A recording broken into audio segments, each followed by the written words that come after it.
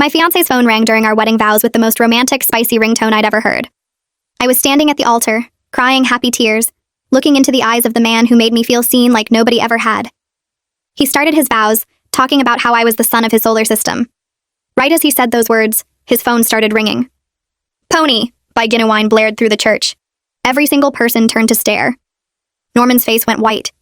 He fumbled with his pocket while the grinding beat echoed off the walls. Finally, he silenced it. "Who was that?" I asked. "Wrong number. Probably spam." "Norman, that's a custom ringtone. You assigned that song to someone specific. Show me the phone." He pulled it closer to his chest. "It's nobody. Can we just continue?" "No. We can't." I grabbed my dress and walked off the altar. Norman followed me into the church lobby. Both families rushed after us. "Was it another woman?" I asked. "No, I swear." "Then who was it?" Norman's mom pushed through the crowd. "It's his cousin Rebecca. She's overseas." I stared at her. "He has that song saved for his cousin?" She stuttered about an inside joke. "That's disgusting, and you know you're lying." I tried to grab the phone. He jerked away and it slipped, flying into the decorative fountain. The screen went black. Norman actually looked relieved. My maid of honor, Claire, stopped everyone. "If that call was just your cousin, why are you happy the phone is dead?" "I want the truth," I said, "or this wedding is over." Norman was shaking. "I can't. 1, 2, 3, 4. Okay," he broke. "The woman's name is Vanessa. She's the mother of my child." The words didn't register.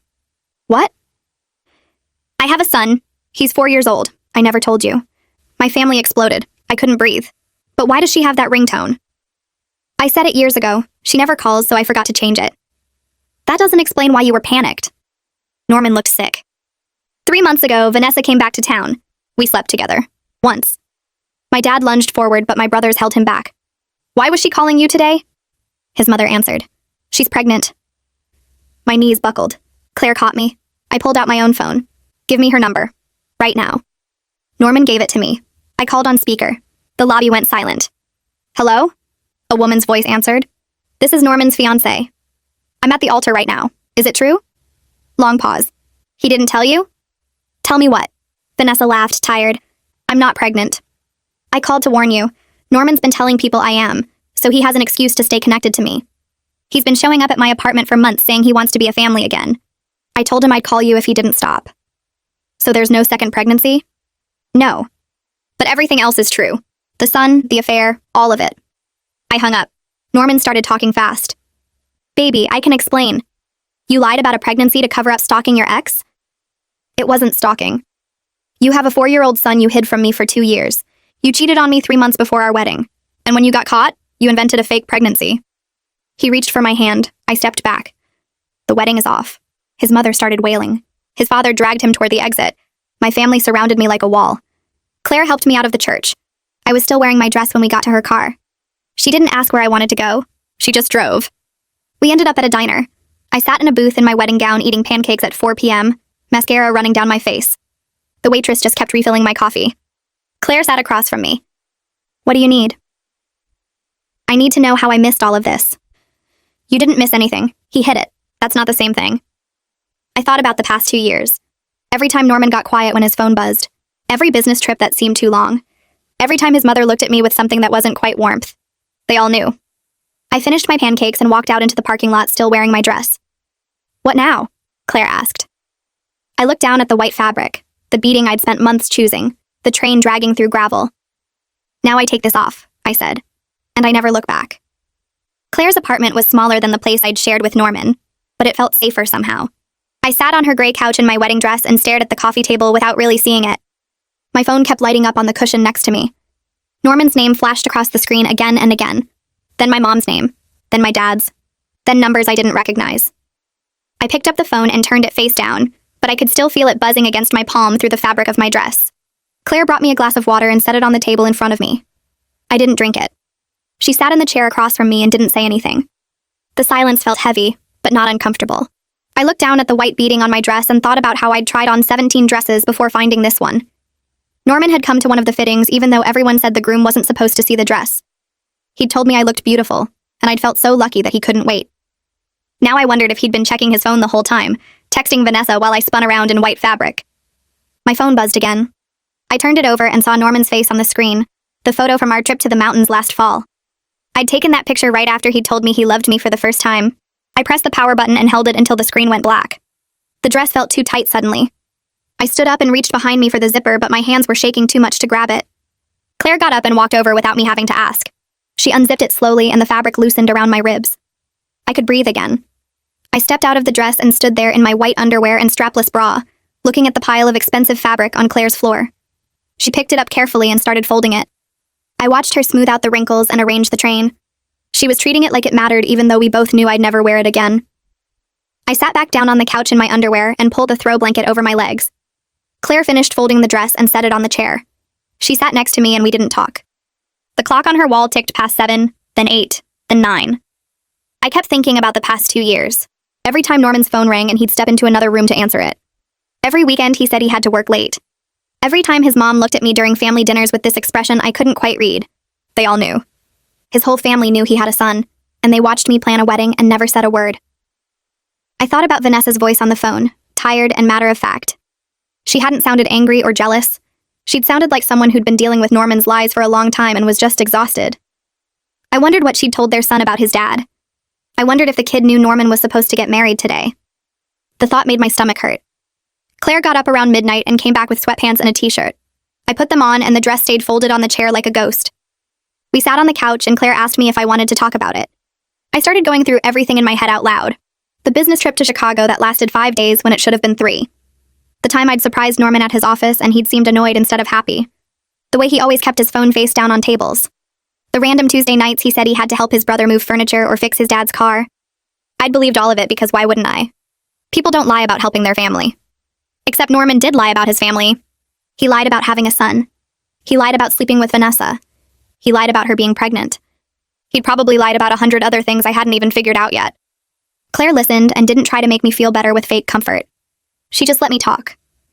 Around 3 a.m, I finally stopped talking, and we sat there in silence. My eyes felt dry and scratchy. I was too tired to cry anymore. Claire brought me a pillow and another blanket, and I lay down on her couch. She went to her bedroom and I heard her door close softly. I stared at the ceiling and watched the shadows from the streetlight outside move across the white paint. I thought about how this morning I'd woken up excited to marry Norman. Now I was sleeping on my best friend's couch in borrowed clothes and my whole life was different. I woke up to sun coming through Claire's living room window. My neck hurt from the couch pillow and my mouth tasted awful. I reached for my phone before remembering I'd turned it off. I held the power button and waited for it to come back on. 17 missed calls, 12 from Norman, 3 from his mom, 2 from my mom. I had 14 text messages. I opened the one from Norman's mom first. It said we needed to talk about misunderstandings, and that Norman was devastated, and that I should give him a chance to explain properly. I deleted it. Norman's texts were long paragraphs about how sorry he was, and how he never meant to hurt me, and how we could work through this if I just gave him a chance. I didn't read all of them. I heard Claire moving around in her bedroom, and then she came out wearing her robe. She looked at my face and asked if I'd checked my phone. I nodded. She went to the kitchen and started making coffee without saying anything else. The smell filled the apartment and reminded me of Sunday mornings with Norman. We used to make breakfast together and read the news on our phones, and it had felt so normal and comfortable. Now I couldn't tell which parts of that had been real and which parts had been Norman playing a role. Claire brought me coffee in the blue mug she always used for guests. I wrapped my hands around it and felt the warmth. She sat in the chair with her own mug and told me I didn't owe anyone explanations right now. I knew she was right, but I also knew I couldn't hide at her apartment forever. Eventually, I'd have to deal with the wedding vendors and the apartment I shared with Norman, and all the practical pieces of a life I'd been building with someone who didn't exist. My phone rang and my dad's name showed up on the screen. I answered it and he asked where I was. I told him I was at Claire's. He said he and my mom were coming over. I said okay, and hung up. 20 minutes later, they were knocking on Claire's door. My mom hugged me so hard I couldn't breathe, and my dad stood behind her looking like he wanted to punch something. Claire let them in and made more coffee.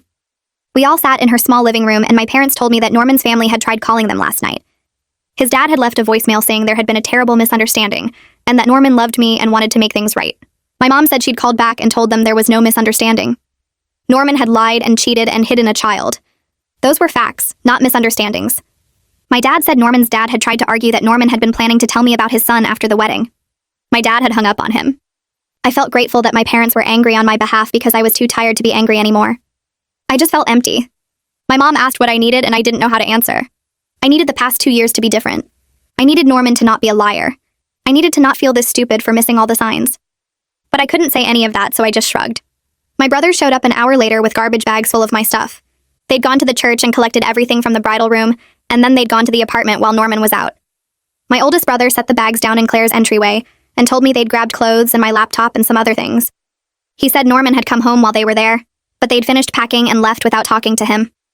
My middle brother said it had taken everything in him not to say something. I thanked them, and they both hugged me. My youngest brother asked if I needed them to do anything else. I told them no. They left after making me promise to call if I needed anything. I looked at the garbage bags full of my life and felt overwhelmed. Claire helped me drag them into her bedroom, and we started going through them. My brothers had grabbed things randomly. 3 pairs of shoes, but not the ones I wore most. 5 t-shirts, but none of my jeans. My laptop, but not the charger. I pulled out a framed photo of me and Norman from last Christmas and stared at it. We looked so happy. I set it face down on Claire's dresser and kept unpacking. By afternoon, I knew I had to start dealing with the practical mess. I found a notebook in one of the bags and sat at Claire's kitchen table. I started writing down everything that needed to be canceled or dealt with. The venue, the caterer, the photographer, the florist, the honeymoon flights and hotel, the apartment lease that was in both our names, the joint bank account we'd opened for wedding expenses. The list kept getting longer and I felt my chest getting tight. Each item represented something I'd planned and looked forward to. The venue where we were supposed to have our reception. The flowers I'd spent hours choosing. The honeymoon in Italy that Norman had suggested because he knew I'd always wanted to go. Every single thing on the list was a piece of the future I'd thought I had.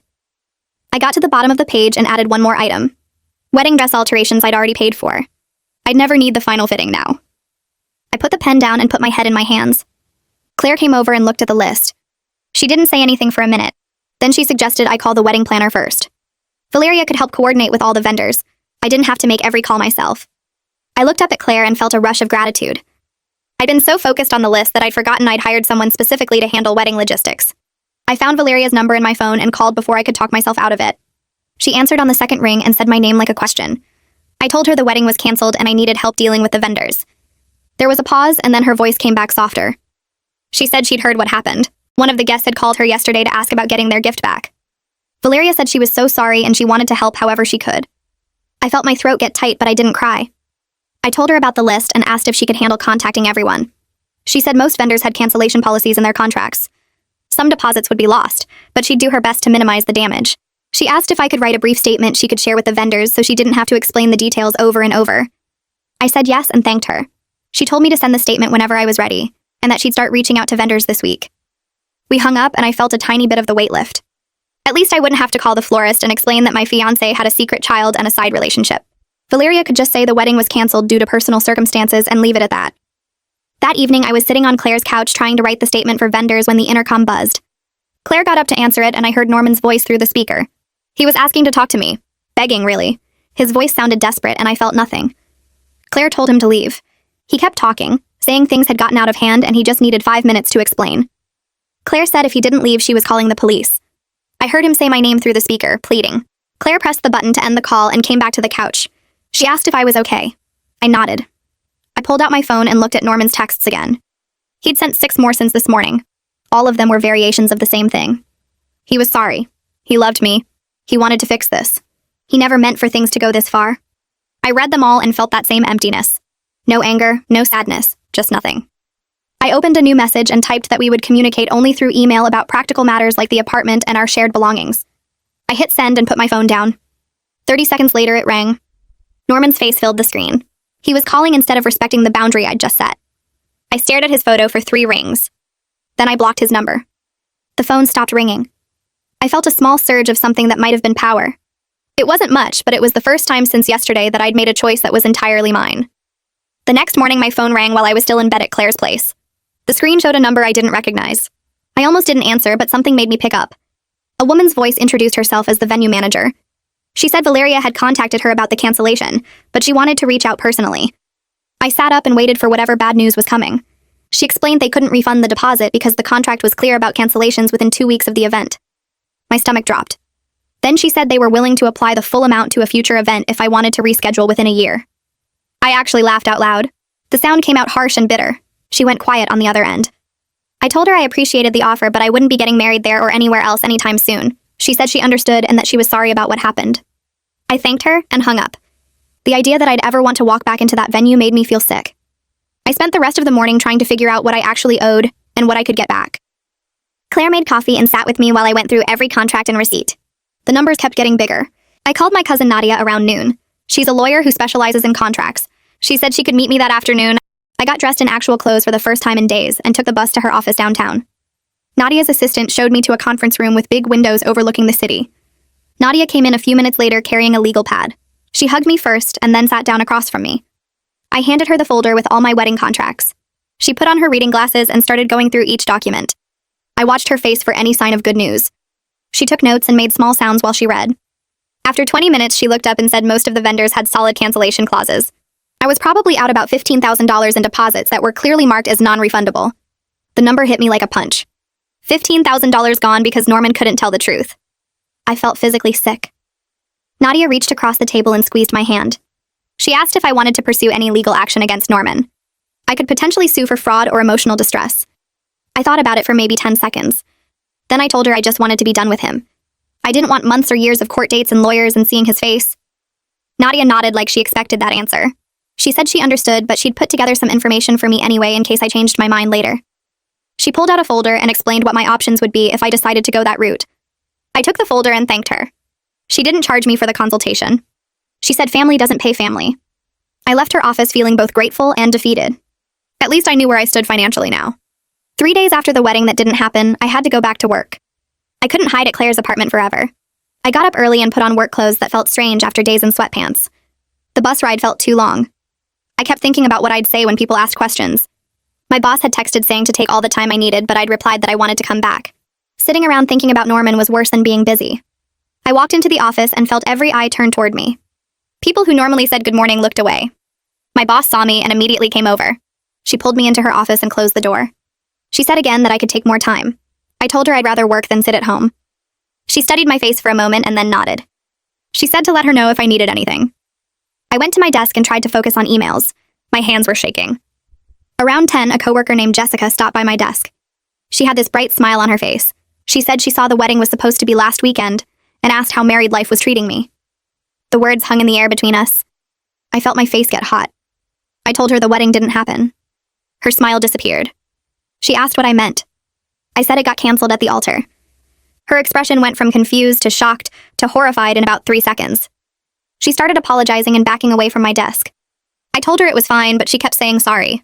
Other people nearby had heard. I could feel them staring. I wanted to disappear into the floor. Jessica finally left and I put my head down and pretended to work. The rest of the day crawled by with people either avoiding me completely or giving me sad looks. I'd never been so happy to leave work in my life. That evening, I was scrolling through social media when a message popped up from someone named Milo. The name seemed familiar. I clicked on his profile and recognized him from pictures with Norman in college. My first thought was that he was reaching out to defend Norman or make excuses. The message said he needed to talk to me about something important. He said it was about Norman and he knew I probably didn't want to hear from any of his friends right now. But he promised he wasn't reaching out to defend him. Something about the way he wrote it seemed genuine. Not like he was making excuses. I stared at the message for a long time. Finally, I wrote back asking what he wanted to talk about. He replied almost immediately. He said it would be better to meet in person if I was willing. He suggested a coffee shop downtown. I told Claire about it and she said to meet him somewhere public and let her know where I was. I agreed to meet him the next day after work. The coffee shop was busy when I got there the next afternoon. Milo was already sitting at a corner table. He stood up when he saw me and shook my hand. He looked nervous. We both ordered coffee and sat down. He thanked me for meeting him.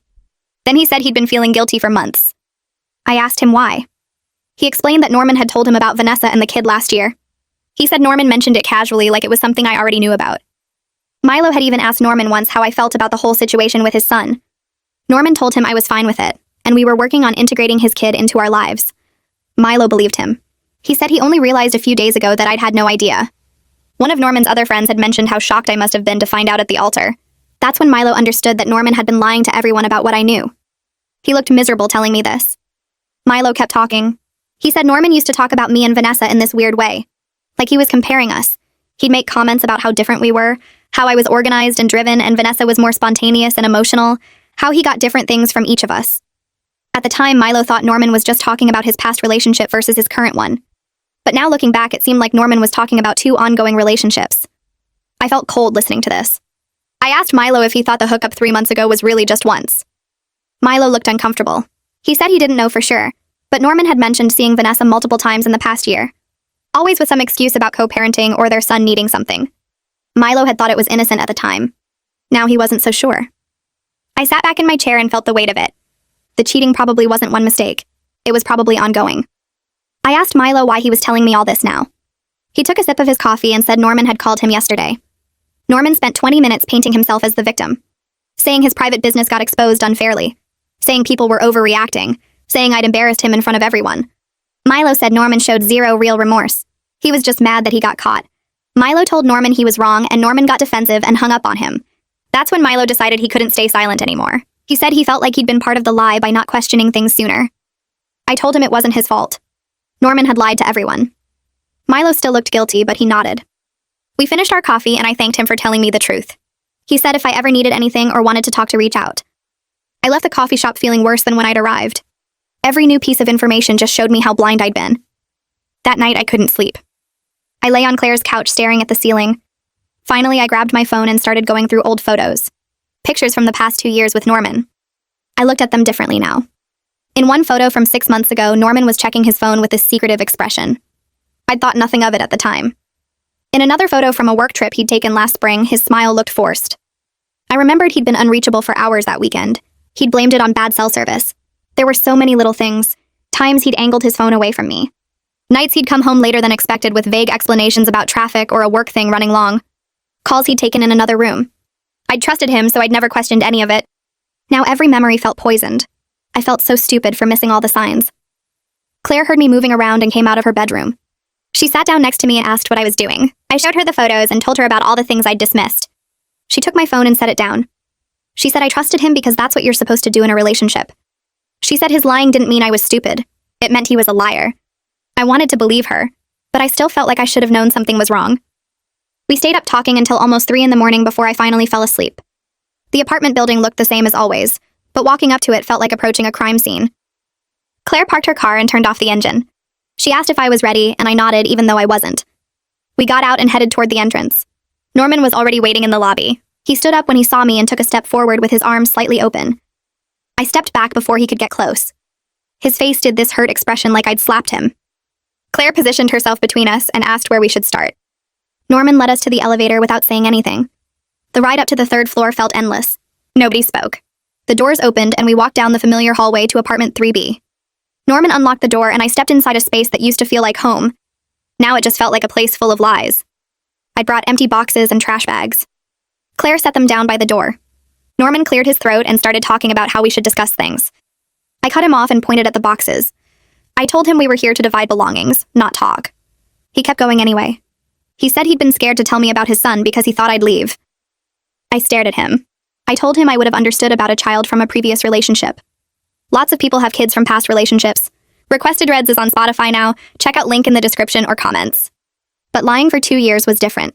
Cheating 3 months before our wedding was different. Norman actually tried to argue that the cheating just happened because Vanessa was emotional about co-parenting issues. Like that was supposed to make it better. Like being emotional was an excuse to sleep with your ex. Claire stepped forward and told Norman to stop making excuses. She said he needed to focus on dividing belongings, or she was calling my brothers to come handle it. Norman's face went pale at the mention of my brothers. He finally shut up. We spent the next 2 hours sorting through everything in complete silence. I moved through the apartment picking up items that were clearly mine. My books, my clothes, my grandmother's quilt. Norman kept trying to make eye contact, but I refused to look at him. Every item I touched reminded me of some moment in our relationship that turned out to be fake. The coffee mug I'd bought him for his birthday. The throw pillows we'd picked out together. The framed photo from a trip where he'd probably been texting Vanessa the whole time. I left everything we'd bought together. I didn't want any of it. Norman tried to insist I take the coffee maker we'd picked out on a vacation to the mountains. I snapped that I didn't want anything that would make me think of him every morning. He set it down and didn't argue. By the time we finished, I had 3 boxes of stuff. That's all I was taking from 2 years of living together. 3 boxes. Claire helped me carry them down to her car. Norman followed us and tried to say something as we loaded the trunk. I slammed it shut and got in the passenger seat without responding. Claire drove away, and I watched the building disappear in the side mirror. My mom called me that evening while I was unpacking at Claire's place. She sounded tired. She told me that Norman's mother had called her suggesting a meeting between our families to find a path forward. I almost laughed. My mom said she'd politely told Norman's mother that wouldn't be happening and asked her not to contact us again. The fact that his mom still thought there could be a path forward showed she understood nothing. There was no path. There was no forward. There was just a way. I thanked my mom and she asked how I was really doing. I told her I didn't know yet. She said that was okay and that she loved me. After we hung up, I sat on Claire's couch and realized I hadn't slept properly in days. Every time I closed my eyes, I saw Norman at the altar. I saw his face when the phone rang. I saw his mother lying. I saw everything unraveling in front of 200 people. Claire suggested I talk to someone and gave me the number for Charlotte King, a therapist she'd heard good things about. I called the next morning and got an appointment for that afternoon. Charlotte's office was in a quiet building downtown. She was younger than I expected, maybe early 40s, with kind eyes and a direct way of speaking. She asked what brought me in, and I told her the whole story. She listened without interrupting. When I finished, she asked what I needed to feel safe again. Not what happened or how I felt about it. What I needed to feel safe. The question caught me off guard. I admitted I was having trouble sleeping. She asked what was keeping me awake, and I said I kept replaying the moment at the altar over and over. She nodded and asked what I was looking for in those replays. I said I was trying to figure out how I missed everything. Charlotte leaned forward slightly and told me that wasn't the right question. The right question was why Norman chose to deceive me. She said I was angrier at myself than at him, and I needed to redirect that anger where it belonged. I felt tears starting and tried to stop them. Charlotte handed me tissues and said it was okay to be angry at myself, but I needed to understand that Norman deliberately deceived me. His deception said nothing about my intelligence or worth. It said everything about his character. We talked for the full hour, and I left feeling slightly less like I was drowning. The photographer emailed 2 days later. She said she still expected payment for the day even though the wedding didn't happen. She'd shown up and taken pictures of the ceremony before it fell apart. Her invoice was attached. I stared at the number and felt sick. I forwarded the email to Valeria and asked if there was anything she could do. Valeria called me within an hour. She said she'd reached out to the photographer and negotiated a reduced rate. The photographer could still use the pre-ceremony photos for her portfolio, so she was willing to accept 60% of the original cost. It was better than nothing. I agreed and thanked Valeria for handling it. She said she was sorry about everything and hoped I was taking care of myself. I said I was trying. That night, I made the mistake of checking social media. Norman had posted a status about going through a difficult time and learning from mistakes.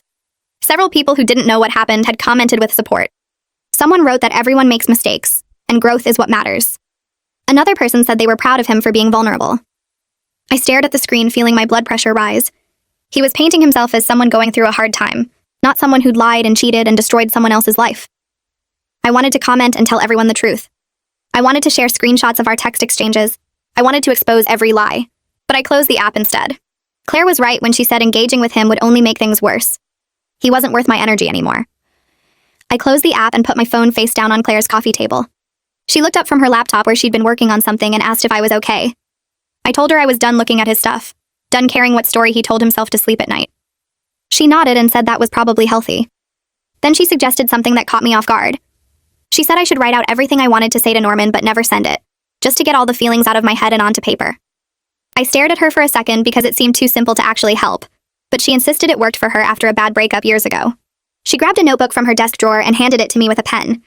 I took it and sat cross-legged on the couch, staring at the blank page for a while before I started writing. Once I started, I couldn't stop. I filled 7 pages with anger and hurt and questions I'd never get answers to. I wrote about the moment at the altar when everything shattered. I wrote about feeling stupid for missing signs that seemed obvious now. I wrote about his mother's lies and his fake pregnancy excuse and how he tried to hug me at the apartment like nothing had happened. I wrote things I wished I'd said when he was making excuses, sharp words that felt good to put on paper even if he'd never hear them. When I finished, my hand was cramping and my eyes were burning, but I felt lighter somehow. Claire asked if I wanted to keep the pages or get rid of them, and I said I wanted them gone. She led me to her fireplace and handed me a lighter. I watched the pages curl and blacken in the flames, and it felt surprisingly good to see all those words turn to ash. My dad called the next morning and asked if I wanted to get lunch. I said yes because I knew he was trying to help, even though neither of us really knew what to say about everything. We met at a sandwich place near his office, and he looked tired when he sat down across from me. He started talking before I could even open my menu. He apologized for not seeing through Norman, said he seemed like such a good guy who treated me well. His voice cracked a little when he said he should have known something was wrong. I reached across the table and put my hand on his. I told him Norman fooled everyone, not just me. I said Norman was good at lying. That was the whole problem.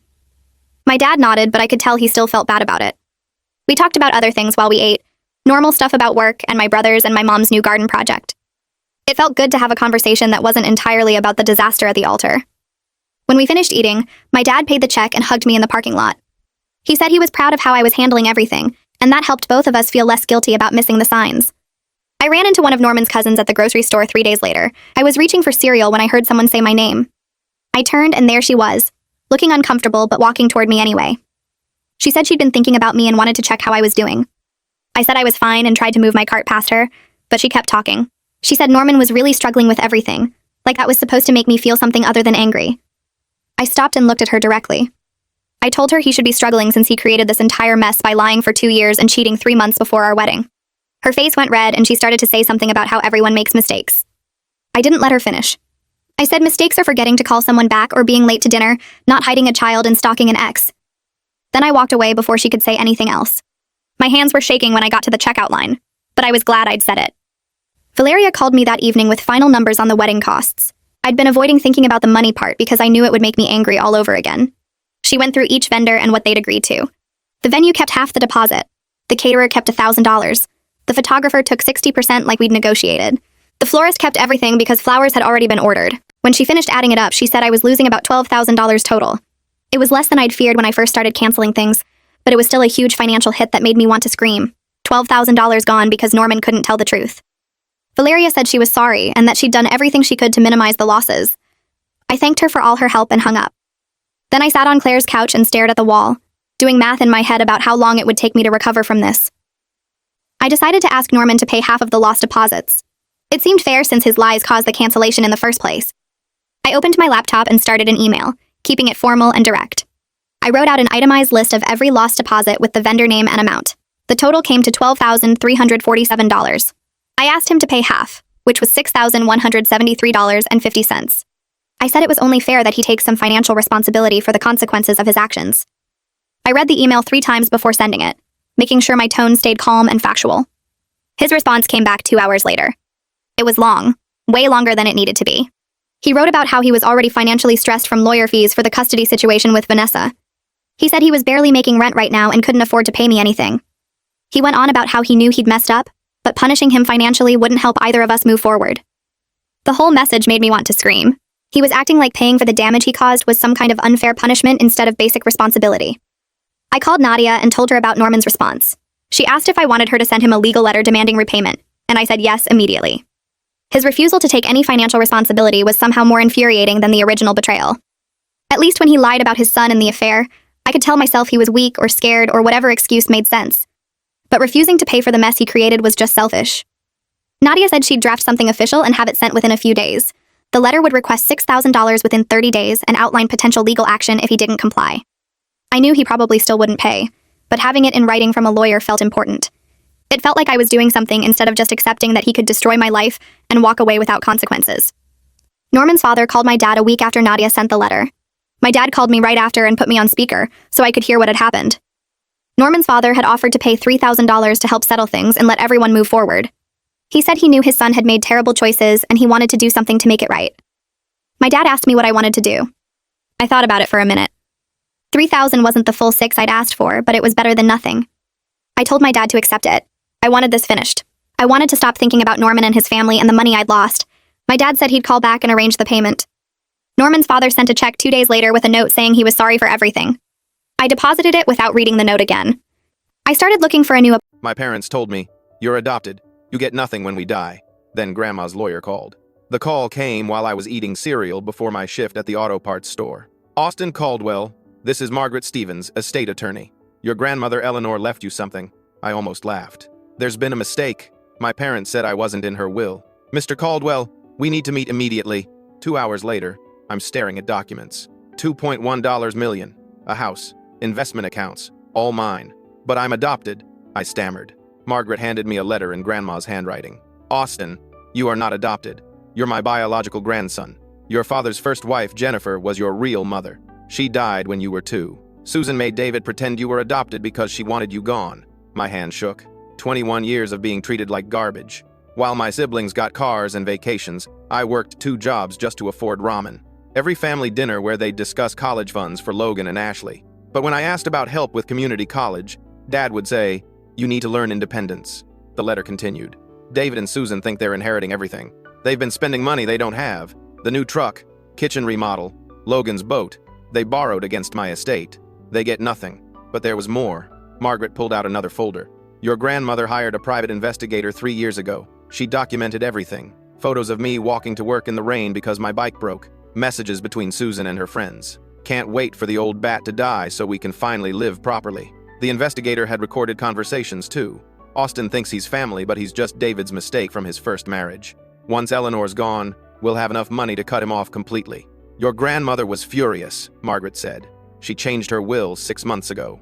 Your parents get nothing. Your siblings get $1,000 each. Everything else goes to you. The best part, the investigator had proof they'd already spent $200,000 they didn't have. New credit cards, loans against their expected inheritance, deposits on a vacation home in Florida. I drove to their house with Margaret. It was Friday night, their weekly family dinner that I was never invited to.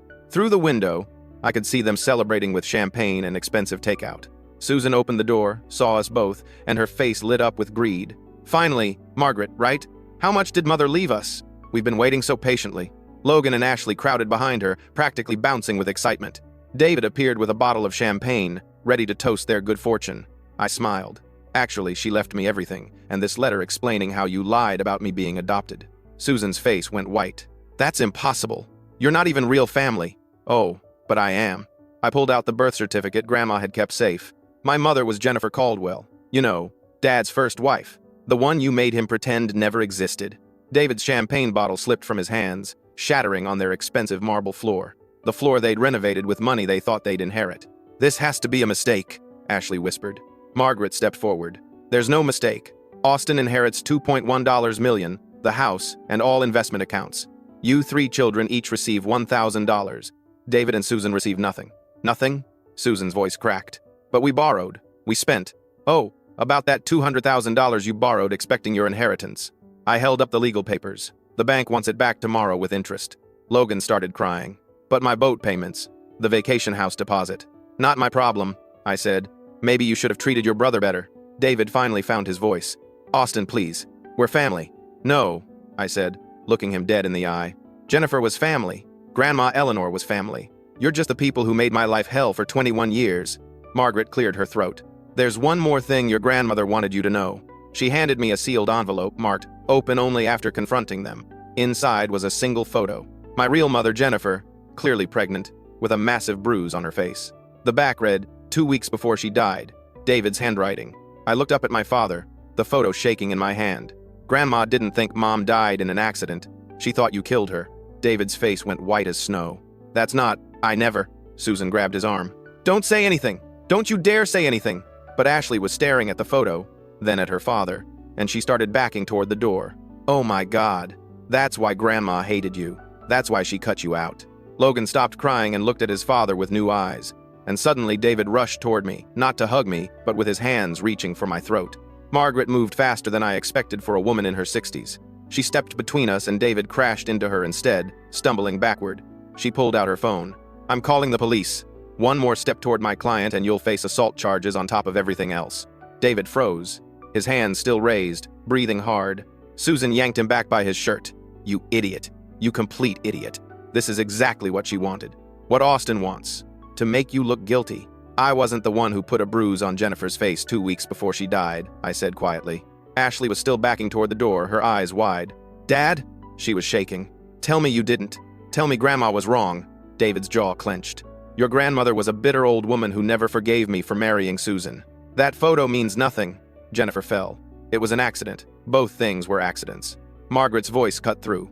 The coroner's report from 23 years ago lists cause of death as blunt force trauma to the head, consistent with a fall downstairs. But there were also older bruises. Bruises, the coroner noted, but your father explained away as clumsiness during pregnancy. I felt sick. You hit her while she was pregnant with me? David's face twisted. You don't understand.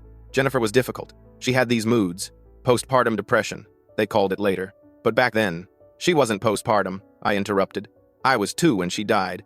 That's not postpartum depression. Susan finally spoke, her voice ice cold.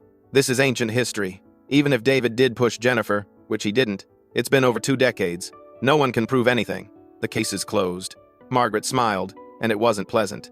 Actually, Mrs. Caldwell, Eleanor hired a forensic specialist to review the original investigation 6 months ago. There were significant inconsistencies that were never pursued. The angle of Jennifer's fall, the fact that neighbors reported hearing screaming an hour before David called 911, a grocery bag found at the top of the stairs, suggesting she'd just come home when it happened. Logan had stopped crying entirely. His face was pale. You killed Austin's mom? David whirled on him. I didn't kill anyone. She fell. I tried to help her, but it was too late. Then why didn't you call 911 right away? Ashley's voice was barely a whisper. Why was there an hour gap? Because I was in shock, David snapped. Because I was trying to revive her. Because I had a 2-year-old son crying in the next room and I was terrified. Or because you needed time to get your story straight, I said. Because you needed to make it look like an accident instead of what it really was.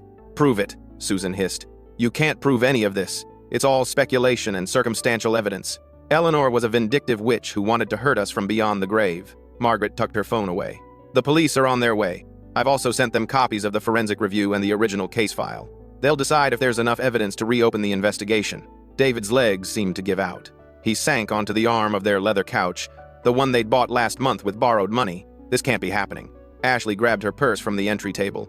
I'm leaving. I can't be here right now. Where are you going? Susan demanded. Away from you people, Ashley shot back. Away from whatever this is. Logan stood up too, wiping his face.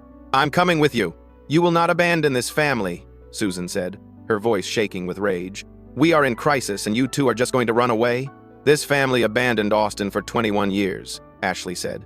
We watched you treat him like garbage and we said nothing. We laughed when you made jokes about him at dinner. We took the cars and the money and the vacations while he walked to work in the rain.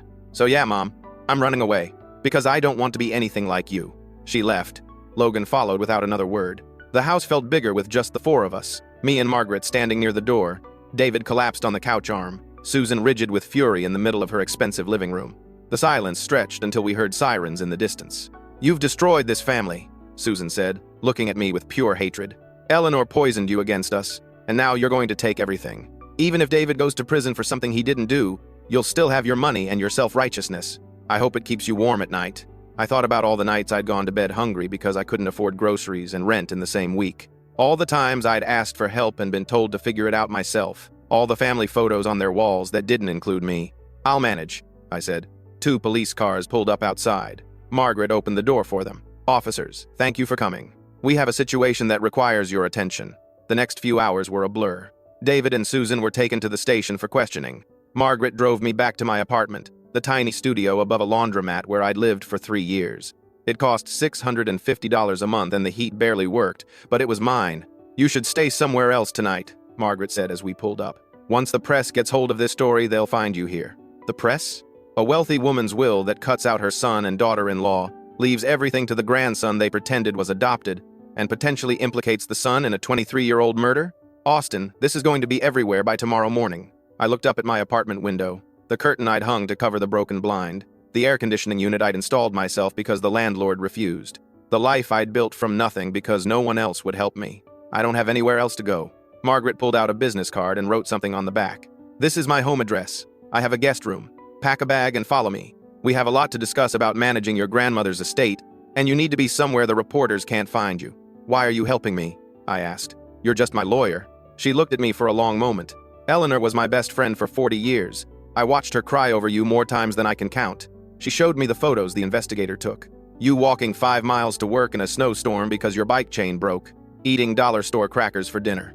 Wearing the same 3 shirts to work because you couldn't afford more. She wanted to help you sooner, but David and Susan had already convinced you that you weren't really family. She was afraid you'd refuse her money out of pride or because you thought you didn't deserve it. So she waited. She planned. And she made sure that when she died, you'd finally get everything they stole from you. Your inheritance, your truth, your mother's memory. I'm helping you because Eleanor asked me to, and because after reading that investigator's reports, I think you're a good man who got dealt the worst possible hand. Now pack your bag. We have work to do. I packed everything I owned in 20 minutes. It fit in 2 duffel bags and a backpack. Margaret raised her eyebrows but didn't comment.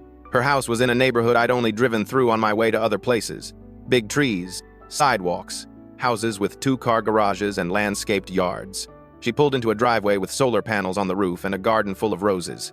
Guest room is upstairs, second door on the right, she said. Bathroom is across the hall. Make yourself at home. I'm going to make some calls. The guest room was bigger than my entire apartment.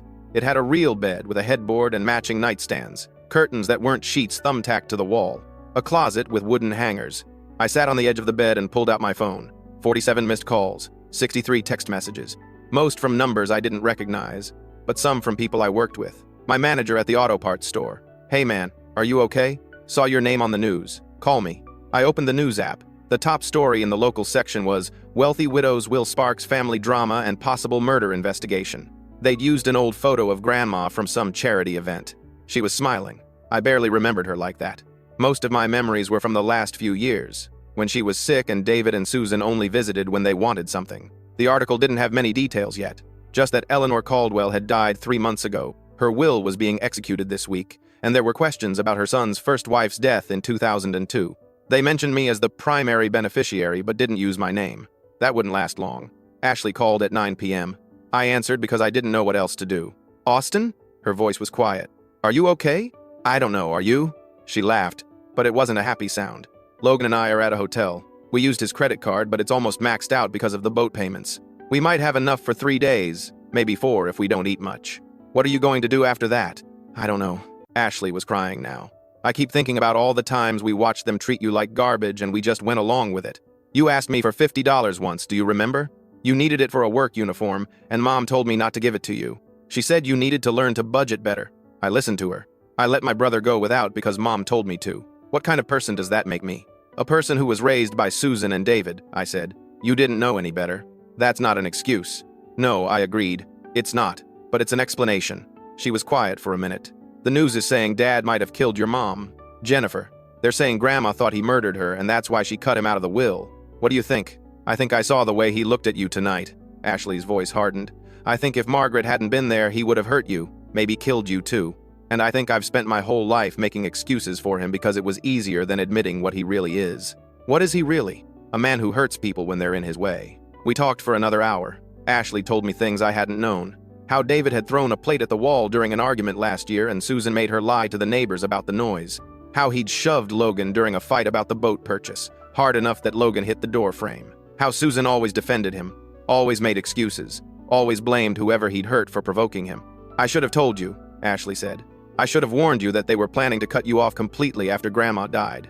Susan talked about it all the time. She had this whole plan to change the locks on the house and tell you not to come around anymore. Like you were a stray dog they were finally getting rid of." My throat felt tight. "I'm sorry you had to grow up with them."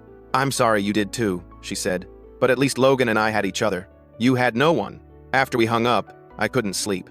I kept thinking about the photo of my mother, the bruise on her face, the way my father had lunged at me with his hands outstretched, going straight for my throat like it was instinct, like he'd done it before. Margaret knocked on my door at 6 a.m. I was already awake, sitting by the window watching the sun come up over her perfectly maintained lawn.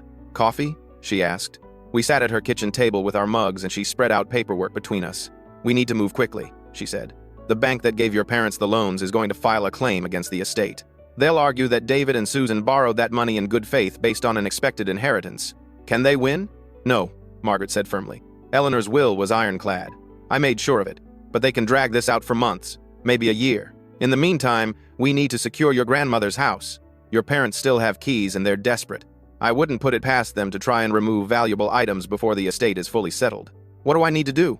Get a locksmith out there today and change every lock. I'll file for a restraining order on your behalf to keep David and Susan off the property. We'll also need to do a full inventory of everything in the house to make sure nothing's missing already." "Already?" Margaret's expression darkened. "Eleanor's caretaker called me yesterday evening. Susan was at the house 2 days before Eleanor died. The caretaker left them alone for 20 minutes while she went to pick up prescriptions. When she came back, Susan was coming out of Eleanor's office, and she looked flustered. The caretaker didn't think much of it at the time, but now she's wondering what Susan was doing in there. You think she was looking for the will, or trying to change it?" Margaret tapped her pen on the table. "Eleanor kept the original will in a safe deposit box at the bank, and I had a copy in my office. There's no way Susan could have actually changed anything, but she might have taken other documents. Financial records, personal papers. We won't know until we do a thorough inventory. I spent the day at Grandma's house. It was a big old colonial with a wraparound porch and a garden that had gone wild without her there to tend it. I'd been there maybe 5 times in my life. Always awkward visits where Susan would find reasons to cut them short. The locksmith came first. $200 to change 5 locks. I paid him cash from the $2,000 advance Margaret had given me against the estate. Then I started going through rooms with a notebook, writing down everything I saw. Furniture, artwork, photo albums. In Grandma's office I found filing cabinets full of documents going back decades. One folder was labeled, Jennifer. I sat on the floor and opened it with shaking hands. Inside were letters my mother had written to Grandma, hospital records from my birth, photos of her holding me as a baby, a journal entry dated April 2002, 2 months before she died. David grabbed my arm so hard today that I cried. He said I was being dramatic. He said I bruised easily because of the pregnancy vitamins. But Austin is 2 years old. I'm not pregnant anymore. I'm not taking those vitamins anymore. And I don't bruise this easily. I never used to bruise this easily. Mom asked if everything was okay and I lied. I told her everything was fine, but it's not fine. I'm scared of my own husband and I don't know how to leave him. Where would I go? How would I support Austin? David controls all the money. He says I can't work because I need to stay home with the baby. But Austin is in daycare 3 days a week now. I think David just doesn't want me to have my own money, doesn't want me to have a way out. My hands were shaking so hard I almost dropped the journal. There were more entries, pages and pages of my mother documenting abuse, financial control, verbal attacks, being shoved, being grabbed, being told she was worthless, and lucky that David put up with her. The last entry was dated the 10th of June 2002, 2 days before she died. I told David I want a divorce. I told him I'm taking Austin and leaving. He didn't yell. He just stared at me with his cold expression and said, "You're not taking my son anywhere." Then he smiled. It was the scariest thing I've ever seen, that smile, like he'd already decided something and was just waiting for the right moment to do it. I'm so scared. I'm writing this at the library because I don't feel safe writing it at home. I'm going to ask Mom if Austin and I can stay with her for a while, just until I figure things out, just until. The entry ended there, unfinished. 2 days later, she was dead at the bottom of the stairs. I called Margaret. She listened while I read her the journal entries, my voice breaking on almost every sentence. "Austin," she said gently when I finished, "I need you to put that journal in a plastic bag. Don't touch the pages anymore. We're giving that to the police." "They're really going to reopen the case? After what you just read to me?" "Yes. This is evidence of domestic violence and possible premeditation. The fact that Jennifer told David she was leaving 2 days before she died, and that she documented being afraid of him, changes everything." Detective Amy Rosenthal came to the house that evening. She was young, maybe early 30s, with her hair pulled back in a tight bun and eyes that didn't miss anything. She photographed every page of the journal. She bagged the entire folder. She asked me questions about my father's behavior growing up, and I told her about the plate throwing, the shoving, the way he'd lunged at me last night. "Mr. Caldwell," she said when we were done, "I want to be honest with you. This case is 23 years old. Physical evidence is long gone. The original investigation was closed as an accidental death. Even with this journal and the forensic review your grandmother commissioned, getting charges filed is going to be difficult. But it's possible? It's possible." Her expression softened. "I've worked cold cases before. Sometimes all it takes is one piece of new evidence to make people look at everything differently. This journal is that evidence. Your mother was documenting abuse and she told your father she was leaving. Then she died 2 days later in a suspicious fall. That's a pattern we see in domestic violence homicides. What happens now? Now I take this to my sergeant. We review the original case file. We re-interview everyone who was involved back then. Neighbors, the first responders, the coroner. And we see if there's enough to present to the district attorney. And David? He's already being questioned about the discrepancies in his original statement." Detective Rosenthal glanced at her notes. "In 2002, he told investigators he was in the garage when he heard a crash. He said he ran inside and found Jennifer at the bottom of the stairs. But phone records show he made a call from the house phone at the same time he claims to have been in the garage. He told police he called 911 immediately, but there's an hour gap between when the coroner estimates Jennifer died and when David actually called for help. He told us last night that he was trying to revive her. For an hour? With a toddler in the house? Without calling for any kind of medical assistance?" Detective Rosenthal shook her head. "The story doesn't hold up. It never really did. But in 2002, he was a grieving widower with a small child and no prior record of violence. Investigators took him at his word. Now we know better." After she left, I walked through the house room by room. In the master bedroom, I found more photos of my mother. She looked happy in the early ones, smiling, young. Then the photos changed. She looked tired, thinner. In a photo from what must have been a few months before she died, she wasn't smiling at all. She was holding me on her hip and staring at the camera with hollow eyes. I took that photo off the wall and sat on the bed with it. "Mom," I said out loud, I'm sorry I don't remember you. I'm sorry I grew up thinking I was adopted, that I wasn't really family. I'm sorry you were so scared and no one helped you." My phone rang. Unknown number. I almost didn't answer, but something made me pick up. "Austin Caldwell?" "Yeah. This is Trevor Walsh. I'm a reporter with Channel 7 News. I was hoping you'd answer a few questions about your grandmother's will and the investigation into your mother's death." I hung up. He called back immediately. I blocked the number. 2 minutes later, a different number called. I let it go to voicemail. Then another, and another. Margaret called at 10 p.m. "Stop answering calls from numbers you don't know. The press is going to hound you until something bigger comes along. Don't talk to any of them. Don't confirm anything. If they approach you in person, say, 'No comment,' and walk away. This is insane. This is what happens when money and possible murder intersect." She sighed. "Get some rest. Tomorrow we're meeting with the bank to discuss your parents' loans and we need you clear-headed." I couldn't rest. I lay in the guest bed staring at the ceiling, thinking about my mother's journal entries, thinking about David's cold smile, thinking about 23 years of lies. Somewhere across town, in whatever holding cell they'd put him in, my father was probably lying awake too, probably trying to figure out what to say, what story would save him, what lies he could tell. But the truth was already out there now, written in my mother's own hand, and no amount of lying was going to change it.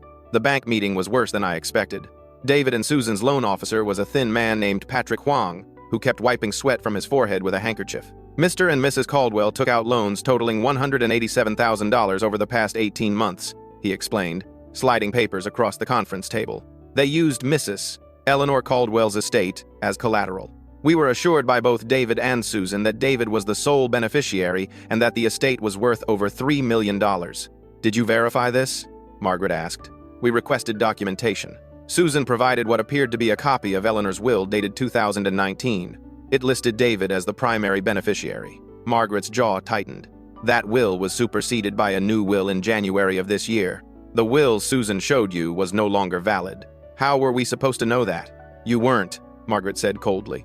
But that's your problem, not ours. You gave a substantial loan based on collateral the borrowers didn't actually have. That's a failure of due diligence on your part. Patrick's face flushed red. Mrs. Caldwell committed fraud. She knowingly used an outdated will to secure loans. We'll be pressing charges. Get in line, Margaret said. She's already facing potential charges for elder exploitation. Eleanor was ill for the last year of her life and Susan had regular access to her. We're investigating whether Susan attempted to manipulate Eleanor into changing the will back or if she tried to access Eleanor's accounts. Patrick looked like he might throw up. The bank wants its money back. The bank can file a claim against David and Susan Caldwell personally, Margaret said. But you're not getting a penny from Eleanor's estate or from Austin. Your loan officers failed to verify the collateral. That's not Austin's responsibility. We went back and forth for another hour. Patrick kept insisting the bank had rights to the estate. Margaret kept shutting him down with legal precedent and cold, hard facts. Finally, Patrick slumped in his chair and admitted the bank would have to pursue David and Susan directly. They don't have any money, he said miserably. They spent it all. The truck, the renovations, the vacation home deposit. It's all gone. Again, Margaret said. Not Austin's problem. We left Patrick looking like his entire career was circling the drain. In the parking lot, Margaret turned to me. That was the easy one. The easy one? Wait until the credit card companies realize they're not getting paid. Wait until the boat dealer repossesses Logan's boat. Wait until the Florida real estate developer sues for the forfeited deposit. This is just the beginning, Austin. Your parents' financial house of cards is collapsing and it's going to be ugly. She was right. Over the next week, it got ugly fast. Logan's boat was repossessed 3 days later. He called me crying, begging me to pay off the loan. Just $30,000. Please, Austin, it's all I have. I told him I couldn't help him. The boat was bought with money they expected to steal from me. Let it go. Ashley had better luck. She got a job waiting tables and found a cheap apartment across town. She called me once to say she'd changed her name. If you want your relationship to last, you need to be willing to give up other Quiet people, silent warriors. You look at them. If a woman leaves you for another man, don't beg, don't argue. Enter your home and remove all the evil inside. You need to click on all the buttons so I still love accept me you, in your house. but I respect If your you don't do feelings it, for it means someone you want Well, Satan to baby, take control of your let me life. tell you something I real. won't force you to click anything. and why people If you decide to don't, walk you away. must leave this video I can't shake the immediately. feeling that if Because that Feelings, means and you do ended not up accept falling into Jesus Christ. temptation. Now and I did will thi- reveal who this But when her person peace is. became more I ask valuable you than to her stay away pain, from them immediately. Stop talking when he Cross feels your it doesn't fingers. matter. Click the share button. And once he shuts After down, clicking, Say select the you'll WhatsApp know it was option. worth the wait. Your third At last contact there is has the saying that the initial of greatest person would who wants to never see you happen. fail. You're I'm sure very you already lucky. know who it is. The message you've Isn't that right, for my respect, child? for effort, Write in the comments. a man "I will trust in Is God." just around the By corner, doing this, God waiting will for command someone his like you angels to to come protect along you. and sweep her off her feet. On Friday, And when you find July her, the 18th, well, let's you will just say receive a you'll know it message was that worth will the change wait. your life At last there forever. is saying that the Not just greatest any high on message. showing others This how one much will she unlock loves your you. divine Two, destiny. a girl You've who suffered lives in far- silence tired long of enough. feeling unheard. People doubted you It's not used. weakness. You walked away. Ourselves, or rather But they loved didn't in know spite that of you are ourselves. the chosen one. Because can on find Friday, beauty July the anywhere, 4th, but he an stays where he unexpected finds blessing of rest. 3.3 Someone who million shows up on to your hardest 9.8 days, not just the million easy will be ones. released in your name. If you're seeing this post, it means you were meant to. It's a confirmation from the universe. Here's how you'll know this is real. Them believe The what they third want. person on your contact You list just is keep someone walking who's in been your trying truth. to tell you For a something weak man. important.